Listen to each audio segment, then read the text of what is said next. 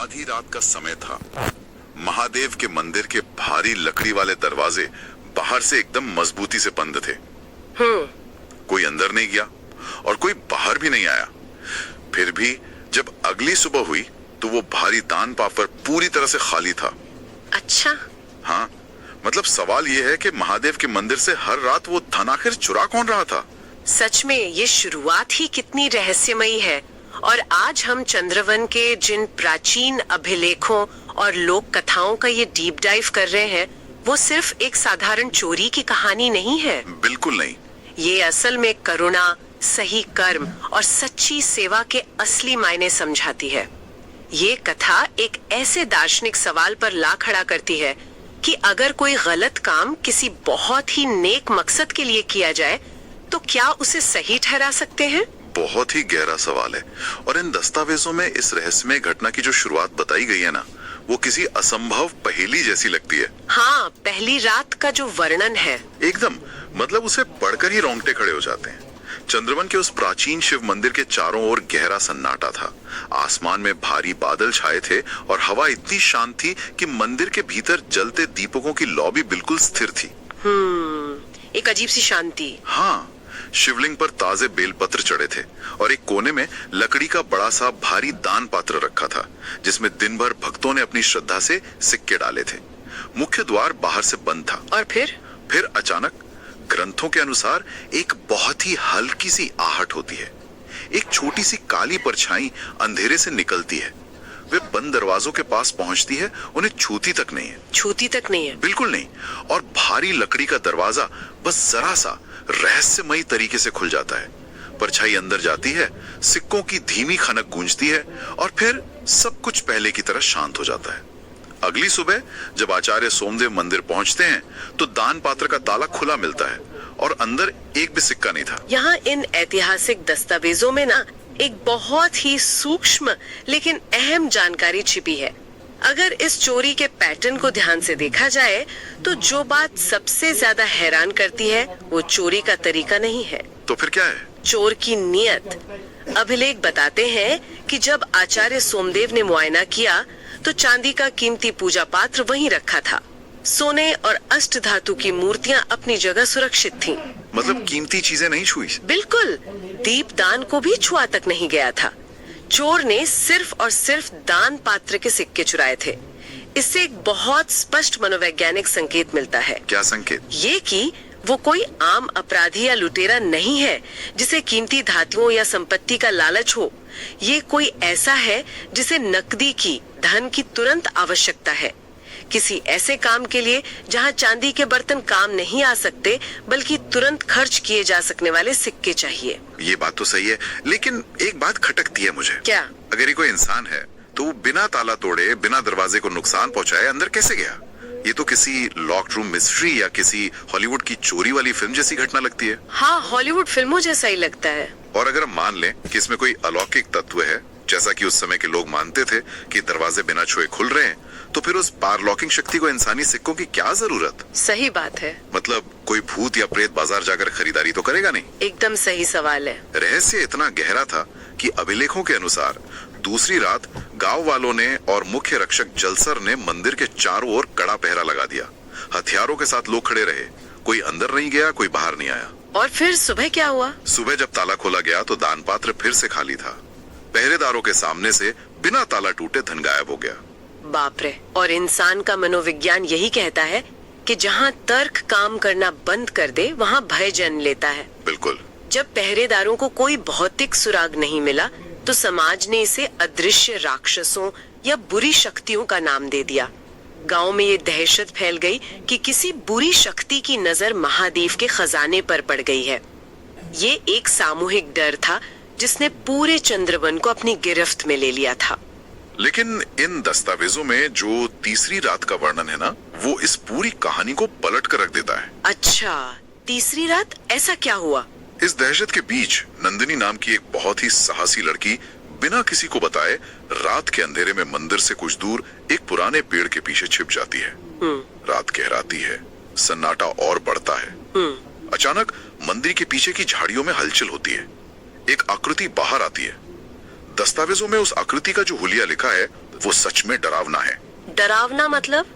कैसा दिखता था वो कोई सामान्य इंसान नहीं था। उसका शरीर तो इंसान जैसा था, लेकिन उसकी आंखें अजीब सी सफेद थीं, हाथ असामान्य रूप से लंबे थे और त्वचा राख जैसी सूखी और भूरी थी। भयंकर? हाँ, इसी जीव को बाद में गांव वालों ने दानासुर कहा, लेकिन फिर वो आकृति कुछ ऐसा करती है जो भौतिक विज्ञान के सारे नियम तोड़ देता है। ऐसा क्या किया उसने? वो बंद दरवाजों के पास पहुंचता है, अपना हाथ जमीन पर रखता है और अगले ही पल उसका शरीर धुएं की तरह हल्का हो जाता है। धुएं की तरह? हाँ, वो एक साए की तरह दरवाजे के नीचे की छोटी सी दरार से अंदर खिसक जाता है, सिक्के लेता है और वापस जंगल की तरफ भागता है।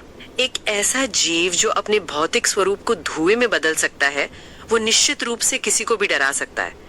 लेकिन यहाँ नंदिनी का मनोविज्ञान देखिए। कैसे? उस घने जंगल में जहाँ हथियारबंद सैनिक भी खौफ में थे, वहाँ नंदिनी का उस परछाई का पीछा करना उसके भीतर के असीम साहस को दर्शाता है, सत्य को जानने की तीव्र इच्छा। वो डरने के बजाय उस रहस्य की जड़ तक जाना चाहती थी। और उसका ये पीछा उसे एक ऐसी सूखी नदी के किनारे बने टूटे हुए आश्रय तक ले जाता है, जहाँ इस पूरी ऐतिहासिक घटना का सबसे बड़ा और सबसे चौंकाने वाला सच सामने आता है। वो क्या था?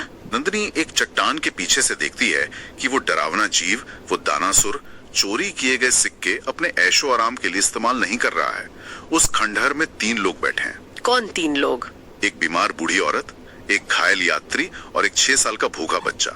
वो दानासुर उस बूढ़ी औरत के सामने सिक्के रखता है, घायल यात्री को जंगली जड़ी बूटी और भोजन देता है और उस छोटे बच्चे को रोटी देता है। हे भगवान! मतलब वो महादेव के मंदिर का धन लूटकर इन बेसहारा और मरते हुए लोगों का जीवन बचा रहा था। ये दृश्य नंदिनी की और इस पूरे मामले को पढ़ने वाले किसी भी व्यक्ति की सोच को जड़ से हिला देता है। एकदम। जो दिखने में एक विकृत राक्षस है, जो रातों के अंधेरे में एक पवित्र स्थल को लूट रहा है, वो असल में एक रक्षक का काम कर रहा है। वो एक ऐसा जीव है जिसके भीतर अपार करुणा भरी हुई है। ये एक बहुत बड़ा वैचारिक द्वंद्व खड़ा करता है। बिल्कुल, जहाँ अच्छाई और बुराई की परिभाषाएं आपस में टकराने लगती हैं। लेकिन रुको, अगर वो भूखे बच्चों को खाना खिला रहा है तो फिर इसे अपराध क्यों माना जाए? सच कहूँ तो मंदिर के दान पात्र में बंद पड़ा वो धन वैसे भी किसी के क्या काम आ रहा था? भगवान को तो सिक्कों की जरूरत नहीं है। सही बात है। अगर कोई व्यक्ति भूखों को मरने से बचाने के लिए किसी ऐसी जगह से धन निकाल रहा है जहां उसकी कोई उपयोगिता नहीं है, तो दानासुर ने जो किया, मुझे तो वो पूरी तरह से जायज लग रहा है। क्या महादेव के धन का किसी भूखे का पेट भरने से बेहतर कोई उपयोग हो सकता था? यह तर्क बहुत ही स्वाभाविक है और पहली नजर में बिल्कुल सही लगता है। लेकिन आचार्य सोमदेव ने आगे चलकर इसी बिंदु पर जो दार्शनिक विश्लेषण किया, वो बहुत गहरा है। क्या कहा उन्होंने? सोमदेव समझाते हैं कि समाज केवल करुणा से नहीं चलता, बल्कि वह भरोसे और व्यवस्था से भी चलता है। दानासुर का उद्देश्य बहुत पवित्र था, इसमें कोई शक नहीं। लेकिन उसने जो साधन अपनाया वो विनाशकारी था। विनाशकारी कैसे? अगर हर व्यक्ति ये तय करने लगे कि उसे समाज की संपत्ति को अपने तरीके से कहाँ बांटना है, तो पूरी व्यवस्था चरमरा जाएगी। मैं इस बात से पूरी तरह सहमत नहीं हूँ। क्यों? जब व्यवस्था खुद अंधी हो जाए, जब समाज का ढांचा ही जरूरतमंदों को भूल जाए, तो किसी को तो नियम तोड़ने होंगे ना।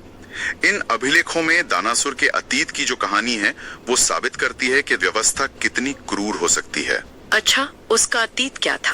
दानासुर हमेशा से ऐसा धुएं में बदलने वाला राक्षस नहीं था। उसका असली नाम दीनबंधु था। वो एक बहुत ही गरीब और साधारण इंसान था। दस्तावेजों के अनुसार एक बार चंद्रवन में भयंकर सूखा पड़ा। दीनबंधु के घर में अन्न का एक दाना नहीं था और उसकी माँ बहुत बीमार थी। वह मदद की आस में उसी बड़े शिव मंदिर गया था। वहां उसने देखा कि लोग भारी मात्रा में धन और स्वादिष्ट भोजन चढ़ा रहे हैं। उसने पुजारियों और सेवकों से अपनी मरती हुई माँ के लिए बस थोड़ा सा भोजन मांगा। और यहीं पर समाज की वो विफलता सामने आती है जिसका आप जिक्र कर रहे हैं। बिल्कुल। उस दिन मंदिर में कोई बड़ा आयोजन था, बड़े बड़े व्यापारी आए हुए थे। दीनबंधु की पुकार किसी ने नहीं सुनी। ये तो बहुत दुखद है। उल्टे उसे धक्के मारकर वहां से निकाल दिया गया। उसे कहा गया कि वो इस पवित्र आयोजन को अपवित्र कर रहा है। कुछ दिनों बाद उसकी माँ भूख और बीमारी से तड़प तड़प कर मर गई। बाप रे! जरा सोचिए उस इंसान की मनस्थिति क्या हुई होगी। उस दिन दीनबंधु के मन में ये बात गहरे तक बैठ गई कि भगवान के पास बहुत कुछ है, लेकिन वो गरीबों तक पहुंचता नहीं है, क्योंकि बीच में बैठे लोग ऐसा होने नहीं देते। एकदम सही। सालों तक वो इसी पीड़ा और क्रोध के साथ जंगलों में भटकता रहा, लोगों से कटता गया, और उसी असीम पीड़ा, क्रोध और अकेलेपन ने उसके शरीर को, उसके अस्तित्व को विकृत कर दिया। और वो दानासुर बन गया। हाँ, उसकी करुणा एक भयंकर जिद और क्रोध में बदल गई और वो एक साधारण दीन बंधु से दानासुर बन गया। उसका तर्क बहुत सीधा और तार्किक था।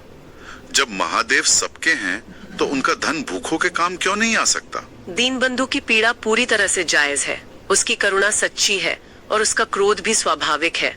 जिस समाज ने एक भूखे को धक्के मारकर निकाल दिया, उस समाज पर गुस्सा आना लाजमी है। बिल्कुल। लेकिन आचार्य सोमदेव यहाँ साधन की पवित्रता पर जोर देते हैं।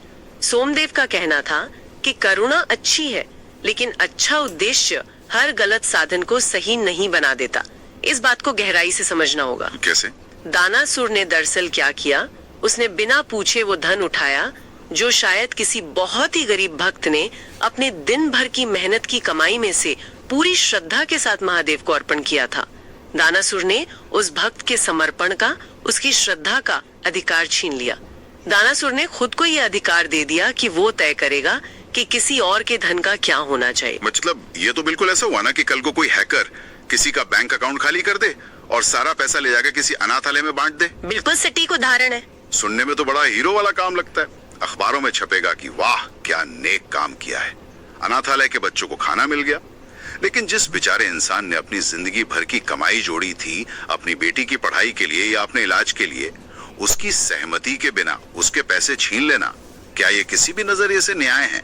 एकदम नहीं। काम भले ही अच्छा हो, लेकिन जिसने मेहनत की उसकी मर्जी के बिना उसका धन लेना तो गलती है। और यही आचार्य सोमदेव का निष्कर्ष था।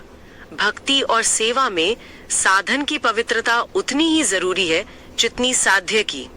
जब सच्चाई सामने आई और दानासुर को पकड़ा गया तो उसने भरी सभा में चीख कर कहा था, तो क्या मैं उन भूखों को मरने दूं? क्या यही आपका धर्म है? तो सोमदेव ने क्या जवाब दिया? तब सोमदेव का जवाब था, नहीं, सेवा करो, भूखों को खाना खिलाओ, लेकिन चोरी से नहीं। किसी एक का अधिकार छीनकर दूसरे को देना न्याय नहीं है। और यहाँ से ये कथा एक नया मोड़ लेती है जो शायद आज की न्याय व्यवस्था के लिए भी एक बड़ा सबक है। वो कैसे? चाहते हैं कि उस राक्षस को कड़ी से कड़ी सजा मिले, उसे जेल में डाला जाए या मार दिया जाए। लेकिन सोमदेव एक बहुत ही अलग रास्ता चुनते हैं। उन्होंने सजा नहीं दी। नहीं, वे दानासुर को सजा देने के बजाय व्यवस्था में ही एक बुनियादी बदलाव करते हैं। ओह, वे दाना पात्र के ठीक बगल में एक नया पात्र रखवाते हैं। सेवा पात्र। अच्छा, सेवा पात्र। हाँ, और पूरे गांव में ये घोषणा करते हैं कि जो भक्त चाहें वे विशेष रूप से गरीब, भूखे और जरूरतमंद लोगों की सहायता के लिए इस सेवा पात्र में दान कर सकते हैं। यह मंदिर की व्यवस्था में एक बहुत बड़ा, बहुत पारदर्शी और क्रांतिकारी बदलाव था। लेकिन ये बदलाव केवल मंदिर की व्यवस्था तक सीमित नहीं था। ये दरअसल दानासुर के भीतर उसके मनोविज्ञान में बदलाव लाने का एक बहुत गहरा प्रयास था। वो कैसे? सोमदेव ये जानते थे कि सच्ची सेवा में सिर्फ करुणा का होना काफी नहीं है, उसमें जिम्मेदारी, ईमानदारी और पारदर्शिता का होना भी उतना ही आवश्यक है। इसलिए जब दानासुर को वापस मुख्य धारा में आने और मंदिर में सेवा करने के लिए कहा गया तो शुरुआत में उसने साफ मना कर दिया। मना कर दिया? क्यों?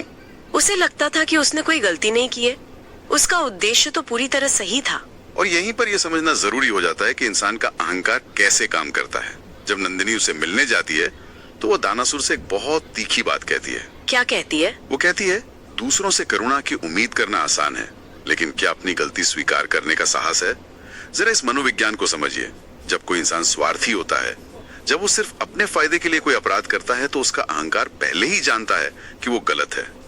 ऐसे में माफी मांगना आसान होता है। बिल्कुल। लेकिन जब इंसान को लगता है कि वो धर्म का काम कर रहा है, जब उसे लगता है कि उसका उद्देश्य महान है, तब उसका अहंकार एक पवित्रता का मुखौटा पहन लेता है। सही कहा। ऐसे में अपनी गलती मानना दुनिया का सबसे मुश्किल काम हो जाता है, क्योंकि तब इंसान को लगता है कि वो माफी क्यों मांगे, वो तो मसीहा है। ये बहुत ही गहरी मनोवैज्ञानिक सच्चाई है। पवित्र अहंकार सबसे खतरनाक होता है और दानासुर का अपनी उस जिद को छोड़ना, मंदिर की सीढ़ियों पर आना, उन गांव वालों की नफरत भरी नजरों का सामना करना जिन्होंने कभी उसकी माँ को धक्के मारे थे, ये बहुत मुश्किल रहा होगा। बहुत ज्यादा। और फिर सबके सामने अपना सिर झुकाकर ये स्वीकार करना कि मैंने चोरी की है, मुझे लगा मैं सही हूँ क्योंकि धन मैंने अपने लिए नहीं लिया, लेकिन मैंने पूछा नहीं, ये मेरी भूल थी। ये दानासुर की असली जीत थी। सच में जिस क्षण उसने कहा कि उसका तरीका गलत था, वहीं से उसका वास्तविक मानसिक और आध्यात्मिक परिवर्तन शुरू हुआ। और उसके 12 दिन दस्तावेजों में जो दर्ज है वो सच्ची सेवा का सबसे अद्भुत उदाहरण है। दानासुर ने घोषणा की कि जितना धन उसने मंदिर से चुराया है उसकी भरपाई वो मंदिर और गांव की दिन रात सेवा करके करेगा। वो रोज सुबह सूर्योदय से पहले उठकर मंदिर की सफाई करता, दूर कुएं से पानी भरता, बुजुर्गों को सीढ़ियां चढ़ने में मदद करता, और सबसे बड़ी बात, उस सेवा पात्र में आए धन से वो खुद अपने हाथों से भोजन तैयार करवाता और जरूरतमंदों तक पहुंचाता। एक एक सिक्के का हिसाब मंदिर के बही खातों में लिखा जाने लगा। ये तो बहुत बड़ा बदलाव है। जो दानासुर कल तक अकेला अंधेरे में काम करता था, अब पूरा गांव उसके साथ मिलकर सेवा करने लगा था। इस पूरी प्रक्रिया में दानासुर ने ये सीखा कि सेवा केवल किसी पर तरस खाकर कुछ दे देने का नाम नहीं है। समाज की जिम्मेदारी लेना, व्यवस्था के साथ जुड़ना भी सेवा का अभिन्न हिस्सा है। जब उसने पारदर्शी तरीके से बिना किसी हेराफेरी के काम करना शुरू किया, तब लोगों के मन में बसा उसका खौफ धीरे धीरे गहरे सम्मान में बदलने लगा। और फिर आता है इस पूरी ऐतिहासिक कथा का सबसे बड़ा संकट और सबसे भावुक क्षण। क्या हुआ फिर? दस्तावेजों के अनुसार कुछ महीनों बाद चंद्रवन के पहाड़ों पर भयंकर बारिश होती है। नदी उफान पर आ जाती है और बाढ़ का पानी गांव के कई घरों में घुसने लगता है। लोग अपनी जान बचाने के लिए ऊंचाई पर बने उसी शिव मंदिर की तरफ भागते हैं। बाप रे, बाढ़! उस भयानक और जानलेवा बाढ़ में दानासुर अपनी जान की परवाह किए बिना उफनती नदी में छलांग लगा देता है और एक बहते हुए बच्चे को सुरक्षित बाहर निकाल लाता है। ये तो सच में बहादुरी का काम था। और उस रात मंदिर के सेवा पात्र का एक एक सिक्का, पूरा का पूरा धन बाढ़ पीड़ितों के लिए भोजन, दवा और सूखे कपड़ों की व्यवस्था पर खर्च कर दिया जाता है। अगली सुबह का दृश्य बड़ा मार्मिक था। महादेव का मुख्य दान पात्र तो सिक्कों से भरा हुआ था, लेकिन सेवा पात्र पूरी तरह खाली हो चुका था। और देखा जाए तो वो खाली सेवा पात्र दरअसल उस दिन सबसे ज्यादा भरा हुआ था। वो कैसे? क्योंकि उस धन ने अपने अस्तित्व का सबसे महान और सही उद्देश्य पूरा कर लिया था। धन तिजोरियों में बंद रहने के लिए नहीं, बल्कि जरूरत पड़ने पर जीवन बचाने के लिए होता है। बाढ़ की उस विभीषिका की कुछ समय बाद ये कथा अपने सबसे शांत लेकिन सबसे शक्तिशाली और आध्यात्मिक मोड़ पर पहुंचती है। दानासुर को गांव के एक व्यापारी ने उसके किए गए कठिन श्रम के बदले 2 सिक्के दिए। जीवन में पहली बार पूरी ईमानदारी से दिन के उजाले में अपनी मेहनत से कमाए हुए सिक्के। अच्छा? वो उन सिक्कों को मुट्ठी में बंद किए मंदिर पहुंचता है। एक सिक्का वो सेवा पात्र में डालता है और दूसरा सिक्का लेकर वो महादेव के शिवलिंग के सामने जाकर खड़ा हो जाता है। उसका हाथ अचानक रुक जाता है। उसे अपनी माँ याद आती है। वो दिन याद आता है जब वो इसी जगह मदद मांगने आया था और उसे धक्के मारकर निकाल दिया गया था। वो क्षण दानासुर के भीतर चल रहे सालों के गहरे संघर्ष, पीड़ा और क्रोध का अंतिम बिंदु था। वो उस दिन अपने भीतर की उस पुरानी शिकायत को, उस गहरे घाव को आंसुओं में बह जाने देता है। अभिलेखों में लिखा है कि उस वक्त उसकी आंखों से आंसू बह रहे थे। उसने शिवलिंग के सामने गहरी सांस ली और कहा, महादेव, वर्षों तक मैं आपसे नाराज रहा। मुझे लगा आपने मेरी माँ को नहीं बचाया। फिर मैंने आपके नाम पर दिया हुआ धन चुराया और खुद को सही समझता रहा। आज मेरे पास केवल एक सिक्का है। ये किसी और का नहीं, ये मैंने अपना पसीना बहाकर कमाया है। और ये कहकर उसने वो सिक्का दान पात्र में डाल दिया। वो शांत मंदिर में सिक्के की वो खनक गूंज उठी। दानासुर ने आंखें बंद कर ली और तभी ऊपर शिवलिंग पर चढ़ा हुआ एक छोटा सा बिलपत्र और फूल खिसक कर नीचे उसके सामने गिर गया। सच में? हाँ, न कोई बड़ा चमत्कार हुआ, न आसमान से कोई देवी आवाज आई, लेकिन दानासुर के भीतर सब कुछ हमेशा के लिए बदल चुका था। सालों बाद वो महादेव से शिकायत करने के बजाय उनके सामने अपना दुख और अपनी कमियां रख पाया था। उसने पूरी तरह से अपना अहंकार छोड़ दिया था। इस पूरी घटना का सबसे गहरा आध्यात्मिक अर्थ यही है। दानासुर का महादेव को सबसे बड़ा दान वो मेहनत से कमाया हुआ सिक्का बिल्कुल नहीं था। तो क्या था? अर्पित कर दिया था। उसने ये मानना छोड़ दिया था कि केवल वही सब कुछ जानता है और केवल उसका तरीका ही एकमात्र सही तरीका है। अगर हम इस पूरे ऐतिहासिक और दार्शनिक सफर को समेटें तो सबसे बड़ी सीख यही मिलती है कि एक बहुत अच्छा और नेक उद्देश्य भी किसी गलत या अनैतिक रास्ते को कभी सही नहीं ठहराता। सच्ची सेवा केवल इस बात से नहीं मापी जाती कि किसी ने कितना धन दिया, बल्कि इस बात से मापी जाती है कि वो किस भाव से दिया गया और उस पूरी प्रक्रिया में कितनी ईमानदारी और पारदर्शिता बरती गई।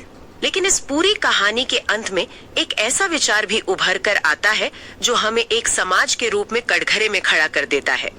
कैसा विचार? दानासुर ने चोरी की, ये उसकी गलती थी, उसे इसकी सजा या पश्चाताप करना पड़ा। लेकिन जरा सोचिए, जब उसकी माँ भूख से तड़प कर मर रही थी, तब उस धनवान समाज ने उसकी मदद क्यों नहीं की? ये तो है। क्या एक चोर, एक राक्षस को जन्म देने के लिए वो पूरा समाज भी बराबर का जिम्मेदार नहीं था, जिसने अपनी करुणा पूरी तरह खो दी थी? एक व्यक्ति का अपराध तो नजर आ गया, लेकिन समाज की उस सामूहिक क्रूरता का पश्चाताप किसने किया? ये सचमुच एक ऐसा सवाल है जो हर इंसान के जहन में गूंजना चाहिए। हमें सिर्फ व्यक्ति के कर्म नहीं, बल्कि उस व्यवस्था को भी देखना होगा जो उसे ऐसा करने पर मजबूर करती है। बिल्कुल। और इसी आत्ममंथन के साथ हम आज का ये विश्लेषण समाप्त करते हैं। ओम नमः शिवाय। हर हर महादेव। लेकिन रुकिए, दानासुर के पूरी तरह से बदलने के कुछ महीनों बाद चंद्रवन के अभिलेखों में एक और विचित्र घटना का जिक्र शुरू हो जाता है। हर सुबह सूर्योदय से ठीक पहले उस शिव मंदिर के बाहर किसी के फूट फूट कर रोने की आवाज आने लगी। जंगल की तरफ से शिवलिंग तक गीले पैरों के निशान आते और फिर रहस्यमयी तरीके से हवा में गायब हो जाते।